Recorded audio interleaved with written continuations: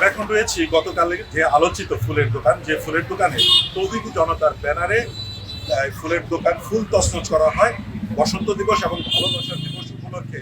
তাদের যে ফুল বিক্রি করেন বা ফুল বিক্রি করার অপরাধে এই ফুল এবং যে তছনছ করে সেই বিষয়টিতে রয়েছে। আমি ফুল বিক্রি করি, এর জন্য আসা কিছু লোক আসে, এরা আমার দোকানে এসে হামলা করে ফুলগুলো এরকম করে ভাঙিয়ে ভেঙে চলছে। ফুল বিক্রি করলাম কেন, এটি আমার অপরাধ। বেশ আলোচিত হওয়ার পর প্রশাসনের পক্ষ থেকে এটি নড়ে চড়ে বসা হয়েছে এবং তারা এটির তৎপরতা দেখিয়েছে। আমরা আরো জানতে পেরেছি যে এই যে যিনি এই ব্যবসা প্রতিষ্ঠানের যিনি কর্তা রয়েছেন, তিনি একটি অভিযোগ দায়ের করেছেন এবং সেই অভিযোগের প্রেক্ষিতে এই কার্যক্রমগুলি পরিচালিত হয়।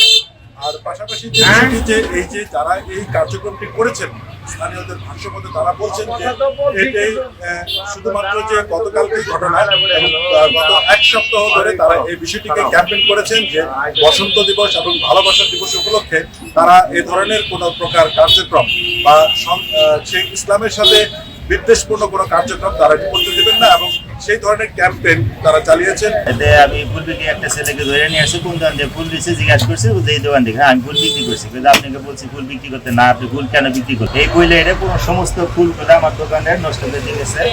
এইভাবে সকালবেলা একবার এসে বলছে ওই দোকানটা নষ্ট করছে, আরেকটা দোকান ভাঙছে, ওখানে কিছু বলি নাই। তারপরে বিকালবেলা এসে বলছে যে চাপাই করেন, ওইভাবেই করতেছি। তারপরে এসে আবার সে আক্রমণ করে পুরো সমস্ত ফুলগুলো ভেঙে রেখে চলে গেছে। সোশ্যাল মিডিয়া সহ সর্বত্র এর ফলে যে কাজটি হয়েছে যে গতকালকে মানুষের মধ্যে এক ধরনের একটি আতঙ্ক বিরাজ করেছে এবং পাশাপাশি যে এটি আক্রমণ করার পরে এই দোকানে আক্রমণ করার পরে মানুষের মধ্যে একটি মিশ্র প্রতিক্রিয়া তৈরি হয়েছে।